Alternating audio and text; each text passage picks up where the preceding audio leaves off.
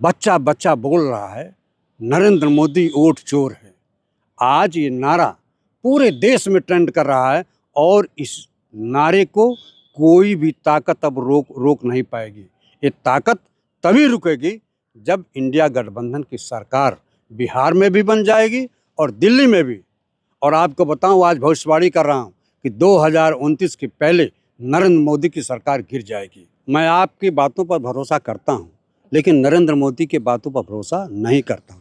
कारण है, क्या कारण कि है? जब पुलवामा में हमारा 40 जवान शहीद होता है, 300 आरडीएक्स कैसे आया, नरेंद्र मोदी की सरकार अभी तक पता नहीं लगा पाई। नेपाल में नौजवानों ने जो आंदोलन किया, इन्होंने चेताया है भारत सरकार को कि हिंदुस्तान का भी नौजवान अगर बेरोजगार रहेगा, उनको रोजी रोटी नहीं मिलेगी, तो निश्चित रूप से सरकार के खिलाफ आंदोलन करेगा। और राहुल गांधी ने जो कहा है वो बहुत काबिले तारीफ है। निश्चित रूप से नौजवानों की नौजवानी को ये पहचान नहीं रहे हैं।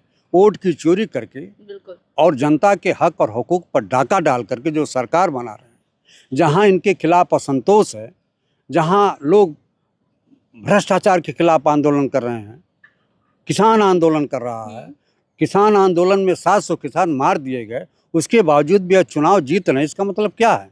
जन आक्रोश के बाद भी चुनाव जीतना आप ये नहीं जानती हैं, ये सीधे सीधे वोट की चोरी हो रही है।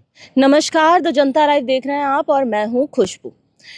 दिल्ली की सीएम रेखा गुप्ता आए दिन चर्चा का विषय बनी रहती है। कभी मीटिंग्स में उनके पति की मौजूदगी की वजह से, तो कभी वो अपने बयानों की वजह से चर्चा में रहती है। इसी संदर्भ में हाल ही में उन्होंने एक इंटरव्यू दिया और इंटरव्यू में जब पत्रकार ने उनसे पूछा कि राहुल गांधी आपके लिए ये कहते हैं कि आप मशीनों में गड़बड़ी करके चुनाव जीत जाते हैं, एबीवीपी और बीजेपी चुनाव जीत जाती है, तो इसके रिप्लाई में सीएम रेखा गुप्ता ये कहती है कि अच्छा 70 साल से वो लोग गड़बड़ियां कर रहे थे, वो नहीं दिखा, लेकिन अब हम कर रहे हैं तो सबको परेशानी हो रही है।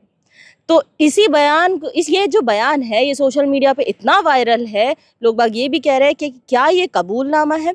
इसी बयान को लेकर आज हम बात करेंगे बृजनारायण शर्मा जी से। तो सर, पहले तो आप ये वीडियो जो है हम आपको दिखा चुके हैं, देख चुके हैं आप ये वीडियो, तो इस वीडियो के बारे में आप क्या कहेंगे जो उन्होंने बयान दिया है कि 70 साल से वो कर रहे थे तो सब ठीक था, अब हम कर रहे हैं, तो ये इसको मुद्दा बना रहे हैं, तो इस पे क्या कहेंगे? देखिए, रेखा गुप्ता ने स्पष्ट स्वीकार कर लिया, हम वोट की चोरी करते हैं। उन्होंने स्वीकार किया कि 70 साल से वह लोग कर रहे थे तो बहुत अच्छा था, मैं कर लिया तो गुनाहगार हो गया। तो निश्चित रूप से वोट की चोरी भारतीय जनता पार्टी और चुनाव आयोग मिल करके करता है, जिसको दिल्ली के मुख्यमंत्री ने स्पष्ट रूप से स्वीकार कर लिया। दिल्ली की मुख्यमंत्री का स्वीकारना ये साबित करता है कि वोट की चोरी होती है। वोट की चोरी करके ही भारतीय जनता पार्टी की सरकार बनती है, जिसमें चुनाव आयोग सहयोग करता है। लेकिन उन्होंने आगे ये भी कहा है कि जब कांग्रेस जीतती है तो वो जनादेश होता है, और अगर बीजेपी जीतती है तो वो चोरी हो जाती है। ये कैसे? अब देखिए, राहुल गांधी नेता प्रतिपक्ष हैं। हाँ। नेता प्रतिपक्ष इस समय 60% लोगों का नेतृत्व कर रहा है। सरकार इनकी 30%, 32% के आधार पर बनी है, माननीय मोदी जी की सरकार। और विपक्ष में 60% से ऊपर राहुल गांधी नेतृत्व कर रहे हैं। अगर देश का नेता प्रतिपक्ष सवाल करता है, सरकार पर आरोप लगाता है, सरकार को भ्रष्टाचार और वोट चोरी पर कारण पूछना चाहता है कि ये वोट की चोरी क्यों हो रही है, तो उस पर हिंदुस्तान के चुनाव आयुक्त को नेता प्रतिपक्ष के जवाब में ये करना चाहिए कि वोट चोरी जो राहुल गांधी लगा रहे हैं उसकी जांच कराई जानी चाहिए। चूँकि नेता प्रतिपक्ष इक्वल टू प्राइम मिनिस्टर होता है। सदन में अगर प्रधानमंत्री बोलता है तो नेता प्रतिपक्ष को बोलने से कोई रोक नहीं सकता है। दोनों, केवल वो सरकार का अगुवा है और राहुल गांधी विपक्ष का अगुवा है। दोनों में समकक्षता है। यदि नेता प्रतिपक्ष राहुल गांधी सवाल उठाते हैं और इस सवाल को कि वोट की चोरी होती है, इसको दिल्ली की मुख्यमंत्री ने खुलेआम पत्रकारों के बीच में स्वीकार कर लिया कि यदि हम जीतते हैं तो बेईमानी के भरोसे जीतते हैं। बहुत स्पष्ट है, वोट चोरी को दिल्ली के मुख्यमंत्री ने स्वीकार कर लिया, वोट चोरी होती है। और इतना ही नहीं, हिंदुस्तान का गृह मंत्री अमित शाह कहते हैं कि मैं 50 साल तक सरकार में रहूंगा। तो इसका मतलब है कि वोट की चोरी राहुल गांधी कैसे कह सकते हैं मैं 50 साल तक सरकार चला लूँगा, मेरी सरकार रहेगी। इसका मतलब है कि वोट की हेरा फेरी करके, वोट की चोरी करके जो भारतीय जनता पार्टी की सरकार बनाई जाती है और बनती है, इसको दिल्ली की मुख्यमंत्री ने खुलेआम स्वीकार कर लिया कि वोट की चोरी के भरोसे ही हमारी सरकार बनी है। लेकिन फिर भी हमारे जो रक्षा मंत्री है वो कह रहे हैं कि बीजेपी में अगले 15-20 साल तक कोई वैकेंसी नहीं है प्रधानमंत्री की, यानी कि प्रधानमंत्री जो होंगे मोदी जी होंगे। यह 15-20 साल तक। चूंकि जो जिस आधार पर नरेंद्र मोदी का समर्थन भारतीय जनता पार्टी के अध्यक्ष के रूप में माननीय राजनाथ सिंह ने सपोर्ट किया था, उनके लिए कुर्सी 15 साल तक खाली नहीं है। कांग्रेस पार्टी के लिए, इंडिया गठबंधन के लिए आने वाले 2029 इंडिया गठबंधन की सरकार बनने जा रही है। अरे चहेते नेता बताते हैं, बिल्कुल चहेते हों चाहे कुछ भी हो, देखिए नरेंद्र मोदी की स्थिति आज देश के सामने, देश की जनता के सामने नहीं के बराबर हो गई है। इसका जीता जागता उदाहरण आपको मैं बिहार की तरफ ले चल रहा हूँ। बिहार में परसों या कल अच्छा गृह मंत्री की मीटिंग हुई। हाँ। और गृह मंत्री ने भारतीय जनता पार्टी के लोगों कार्यकर्ताओं से पूछा कि आपके बिहार में राहुल बाबा एक यात्रा निकालना है, उस यात्रा का क्या नाम है? तो भारतीय जनता पार्टी के नेताओं ने कहा कि वोट चोरी, वोट चोरी। इसका मतलब है कि राहुल गांधी ने जो वोट चोरी का सवाल उठाया है, वोट चोरी का जो प्रश्न किया है, हिंदुस्तान के नगर नगर, गली गली, चौराहे चौराहे पर, गांव गांव पर, पान की दुकानों पर, चाय की दुकानों पर बच्चा बच्चा बोल रहा है वोट चोरी गद्दी छोड़ो, वोट चोर गद्दी छोड़ो। बच्चा बच्चा बोल रहा है नरेंद्र मोदी वोट चोर है। आज ये नारा पूरे देश में ट्रेंड कर रहा है और इस नारे को कोई भी ताकत अब रोक नहीं पाएगी। ये ताकत तभी रुकेगी जब इंडिया गठबंधन की सरकार बिहार में भी बन जाएगी और दिल्ली में भी। और आपको बताऊं, आज भविष्यवाणी कर रहा हूं कि 2029 के पहले नरेंद्र मोदी की सरकार गिर जाएगी। अच्छा। निश्चित रूप से, चूंकि उनके यहाँ इतना मनमुटाव है। बिहार के चुनाव में देखिए, बिहार में जब इन्होंने बिहार बंद का आह्वान किया, बिहार बंद की घोषणा किया, तो केवल भारतीय जनता पार्टी के लोगों ने ही बिहार बंद में भाग लिया। नीतीश की सरकार रही, नीतीश की वीडियो तो ऐसे ऐसे वायरल हो रहे थे, लोग बाग बिल्कुल सड़कों पे आ गए थे, कार्यकर्ता कम लग रहे थे, लोग बाग थे कि जो बिहार बंद हो रहा है वो क्यों हो रहा है, मोदी जी की माँ को गाली लगी है इस वजह से। आप बताओ ना, इनके 4-5 सहयोगी हैं वहाँ। अच्छा। पासवान इनके सहयोगी हैं। हाँ। माझी इनके सहयोगी हैं, नीतीश कुमार इनके सहयोगी हैं, लेकिन इनके एक भी सहयोगी बिहार बंद पर भारतीय जनता पार्टी और नरेंद्र मोदी की मां का अपमान का बदला आंदोलन में नहीं हिस्सा लिया। इसका मतलब है कि इनके मां की गाली फर्जी रूप से दी गई थी। राहुल गांधी उस मीटिंग में नहीं थे, तेजस्वी उस मीटिंग में नहीं थे, उस इंडिया गठबंधन का कोई भी व्यक्ति, कोई भी नेता उस मंच पर नहीं था। अच्छा ये बताइए, जो अपने माता का नाम राजनीति में घसीट देता, उससे बड़ा नालायक और बेहुदा लड़का कौन होगा? 2000 का नोट जब बंद हुआ था तो अपने माता को उन्होंने लाइन में लगा दिया था। हम अपनी माता को लाइन में नहीं लगा सकते हैं। राजनीति की रोटी सेकने के लिए मैं माँ का विरोध नहीं करता। माँ सबके माता। आप जो बोले हैं कि राहुल गांधी नेतृत्व कर रहे हैं युवाओं का, इन सब का।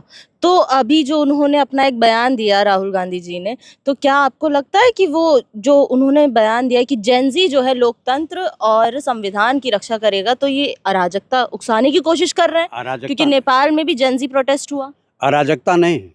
सरकार को उन्होंने चेताया है कि जो महंगाई है, जो भ्रष्टाचार है, जो फिरकाप्रस्ती है, जो नौजवान बेरोजगार है, नौकरी के लिए दर दर की ठोकर खा रहा है, नौजवान अपने जो नौजवानी है उसकी बेकार हो जा रही है। अगर नौजवान अपनी नौजवानी के तरफ से करवट लेगा तो हिंदुस्तान का क्या, कहीं के भी सरकारें हिल जाएंगी, गिर जाएंगी। तो उन्होंने इस आधार पर कहा है कि सरकार और नरेंद्र मोदी जी चेत लें कि अब भी आपको समय है, नहीं तो इस देश का नौजवान आपको रहने नहीं देगा। सत्ता पक्ष और नेशनल मीडिया मिल के इसको ऐसे बता रहा है कि जेनजी जो शब्द का इस्तेमाल किया, जो अभी चर्चा में भी बहुत है, तो ये करके राहुल गांधी हमारे युवाओं को उकसा रहे हैं। नेपाल में जैसी अभी हिंसा हुई थी, जेनजी प्रोटेस्ट जो हुआ था उसके बाद, और वो ये भी कह रहे हैं कि ये अर्बन नक्सल है। वहाँ का नौजवान क्या कह रहा था? वहाँ का नौजवान कह रहा था कि वहाँ नेपाल में भुखमरी है, भ्रष्टाचार है, फिरकाप्रस्ती है, सामाजिक समरसता बिगाड़ी हुई है, हम को रोजी रोटी नहीं मिल रही है, और नेपाल के मंत्रियों के बेटे विदेशों में पढ़ रहे हैं। उसी आधार पर वहाँ जो सत्ता परिवर्तन हुआ है, नौजवानों ने परिवर्तन किया। नेपो किड्स के खिलाफ ये हुआ निश्चित रूप से। अच्छा। सरकार जब नाकाम हो जाएगी, सरकार जब नखादा हो जाएगी, जब सरकार जनता के हक और हुकूक के लिए काम नहीं करेगी, तो जनाक्रोश बढ़ेगा। जनाक्रोश बढ़ेगा तो आंदोलन होगा।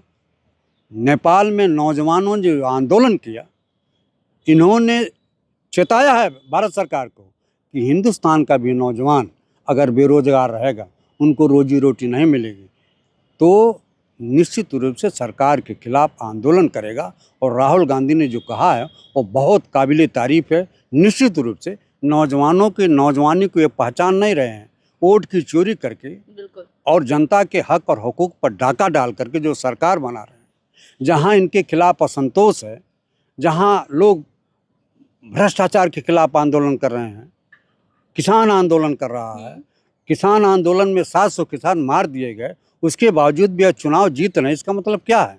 जन आक्रोश के बाद भी चुनाव जीतना आप ये नहीं जानती हैं, ये सीधे सीधे वोट की चोरी हो रही है। अच्छा सर, अब ये बात सुनिए, मोदी जी आज संबोधन करेंगे पूरे भारत का, और उसी में वो आज ऐसा माना जा रहा है, ऐसा कहा जा रहा है कि वो जीएसटी कम करने वाले हैं। इस पे क्या कहेंगे आप? आप बताइए, राहुल गांधी ने क्या कहा था कि जीएसटी देश के नौजवानों के, देश के व्यापारियों की कमर तोड़ देगा।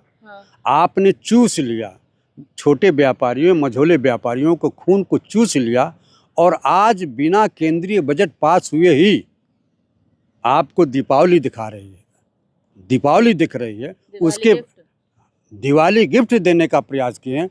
और जब आपने खून चूस लिया तब जाकर के आपने जीएसटी कम किया है। अब आपको बताओ, आप कहेंगे कि इन्होंने गैस सिलेंडर का दाम भी कम कर दिया। आप बताओ, कांग्रेस के ज़माने में 400 रुपये में गैस सिलेंडर मिलता था, इन्होंने 1100 रुपये में किया। जब देश की जनता का, देश के गैस के उपभोक्ताओं का खून चूस लिया, तब आपने 800 रुपये पर कर दिया। वाह वाह, आप कितने काबिल है। लेकिन अब तो कम कर रही है ना, अब तो खुश होगी जनता। आप बताइए, आपने चूस लिया ना। जितने सालों से आपकी सरकार है और देश के लोगों को बेवकूफ़ बनाने के लिए आपने कहा गैस सिलेंडर छोड़ दीजिए, हम आपको बोनस देंगे, आपको उसमें सुविधा देंगे। आपने धीरे धीरे करते करते उसको भी एकदम ख़त्म कर दिया।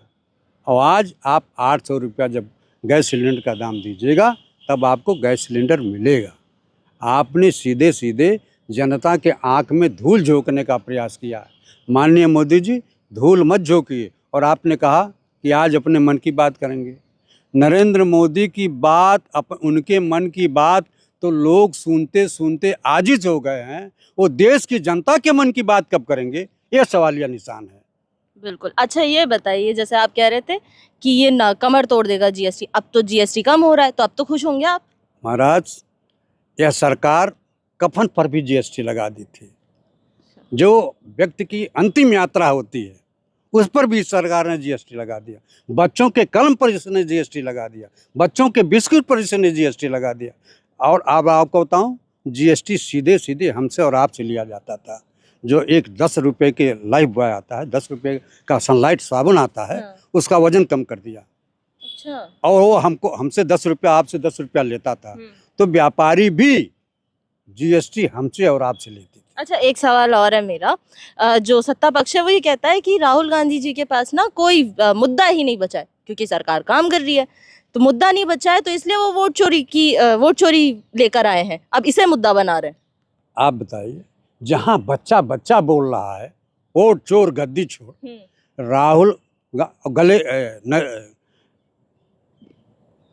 जो राहुल गांधी ने कहा कि ये वोट की चोरी करते हैं, जो मुद्दा हमको बनाना था, जो राहुल जी को मुद्दा बनाना था कि नरेंद्र मोदी की सरकार वोट चोर है, नरेंद्र मोदी की सरकार भ्रष्ट है, उन्होंने साबित कर दिया। और इस नारे को जो बच्चा बच्चा बोल रहा है, हिंदुस्तान का व्यक्ति व्यक्ति बोल रहा है, हिंदुस्तान के में लोकतंत्र में विश्वास करने वाला कोई भी ऐसा व्यक्ति नहीं है जिसके दिमाग में ये नहीं रहा है कि नरेंद्र मोदी वोट चोरी के भरोसे सरकार बना रहे हैं। तो राहुल गांधी को जो काम करना है वो कर दिए कि जनता को देखिए। नेता प्रतिपक्ष का मतलब क्या होता है कि जो सरकार की कमियां हैं, जो जनता के हक और हुकूक पर डाका डाला जाता है, उन कमियों को सरकार तक पहुंचाएं।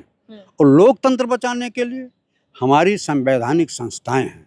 हमारी एक संवैधानिक संस्था जो चुनाव कराता है, चुनाव में हेरा फेरी करके नरेंद्र मोदी की सरकार को बनवाता है, उस पर राहुल गांधी ने कहा कि वोट चोर हो और वोट चोर तुमको साबित करके मैं रहूँगा। और आज हिंदुस्तान के बच्चे बच्चे के दिमाग में हो गया कि वोट चोर नरेंद्र मोदी की सरकार है।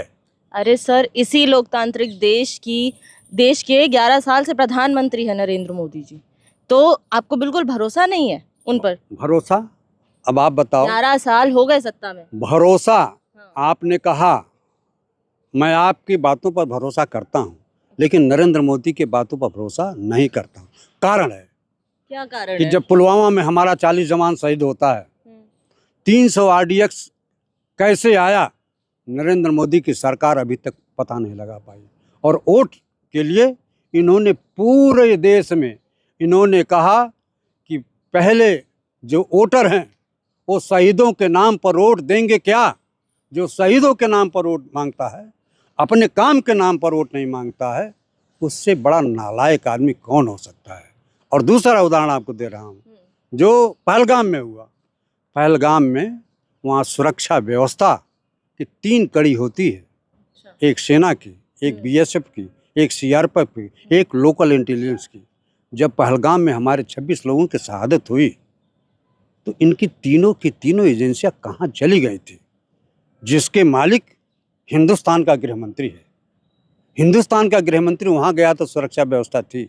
इनका एक एमपी दुबई जाता है तो वहाँ सुरक्षा व्यवस्था थी। और जब हमारे 26 लोग 28 लोग जाते हैं, उनकी सुरक्षा व्यवस्था क्यों हटा दी गई थी? और इन्होंने ऑपरेशन सिंदूर के नाम पर जो ऑपरेशन चलाया और कहा कि मैं किसी के कहने पर सीज फायर नहीं किया, और अमेरिका का राष्ट्रपति 34 बार कहा कि मेरे कहने पर पाकिस्तान और हिंदुस्तान की फौज ने, हिंदुस्तान की सेना ने सीज फायर किया। लेकिन हिंदुस्तान का प्रधानमंत्री झूठ पर झूठ बोलता जा रहा है। आज वही अमेरिका का राष्ट्रपति, जिसको इन्होंने चुनाव प्रचार के दौरान कहा था अब की बार ट्रंप सरकार, अब की बार ट्रंप सरकार। अब बताइए, हिंदुस्तान का प्रधानमंत्री, जैसे अभी अभी दिल्ली यूनिवर्सिटी में चुनाव हो रहा था, और वहाँ नारा छात्र लगाते थे, अब की बार हमारी पार्टी है, अब की बार हमारा कैंडिडेट। इस तरह से छात्र संघ के चुनाव की तरह से जो हिंदुस्तान के प्रधानमंत्री की पद की गरिमा है, हिंदुस्तान के प्रधानमंत्री की प्रतिष्ठा है, हिंदुस्तान के प्रधानमंत्री का सम्मान है, वह प्रधानमंत्री जो 140 करोड़ लोगों का अपमान करता हो और जा करके एक राष्ट्रपति का अब की बार ट्रंप सरकार का नारा लगाता हो, वही ट्रंप आपको सबसे बड़ा दवा और ये चीज़ों का आपको बता दिया कि ये स्मगलर है। अभी परसों उसने कहा है 50% आप पर टैरिफ लगा दिया। और इतना नहीं, जो आपके यहाँ से जाने वाले लोग हैं उनके वीज़ा में 80 लाख रुपया आप दोगे तब आपका वीज़ा बनेगा। HB1 visa. HB1 visa. हाँ। तो आप बताओ, यहाँ के नौजवानों के रोजगार के साथ आप मजाक कर रहे हो। वो आपकी हैसियत नहीं है, आपकी हिम्मत नहीं है, आपका जज्बा नहीं है कि आप अमेरिका के राष्ट्रपति को जवाब दे सके। इसलिए मैं 56 इंच की छाती सीना है उनका। 56 इंच का सीना नहीं, और अब तो 26 इंच का सीना हो गया। जब यह आदमी चीन का जवाब नहीं दे पाता है, ये आदमी अमेरिका के राष्ट्रपति का जवाब नहीं दे पाता है, ये आदमी पाकिस्तान की बराबरी बना करता है। हिंदुस्तान और पाकिस्तान का कोई बराबरी नहीं। 56 इंच का सीना तो श्रीमती इंदिरा गांधी का था, जिन्होंने सिक्किम को अपने देश में मिलाया, जिन्होंने अमेरिका के राष्ट्रपति के सीने पर मोहर दर करके पाकिस्तान के 2 टुकड़े कर दिए। इंदिरा गांधी ने इतिहास को भी बदल दिया और जाग्रफी को, भूगोल को भी बदल दिया, और आज पूर्वी पाकिस्तान के नाम पर बांग्लादेश दिखाई देता है। उन्होंने कभी अपने आप को विश्व का नेता नहीं माना। जज्बात इंदिरा गांधी के साथ रहा है। वो सम्मानित नेता हैं, उनका प्रतिष्ठा है, उनका सम्मान है। नरेंद्र मोदी का कोई सम्मान नहीं है। बच्चा बच्चा कर रहा है, ये आदमी वोट चोर है। अच्छा जी, बहुत बहुत शुक्रिया। और इसी तरह सियासी गलियारों में हमेशा किसी न किसी मुद्दे को लेकर बहस छिड़ी रहती है। कभी सत्ता की तरफ से कोई बयान आता है तो कभी विपक्ष की तरफ से बयान आता है। आज के जो मुद्दे हमने इस वीडियो के माध्यम से आपको दिखाए हैं, इन मुद्दों पर आपका क्या विचार है? जनता लाइव की ऑडियंस से मेरा बस इतना सा सवाल है। अपने सवाल हमें कमेंट सेक्शन में ज़रूर बताइएगा। देखते रहिए जनता लाइव, मैं खुशबू।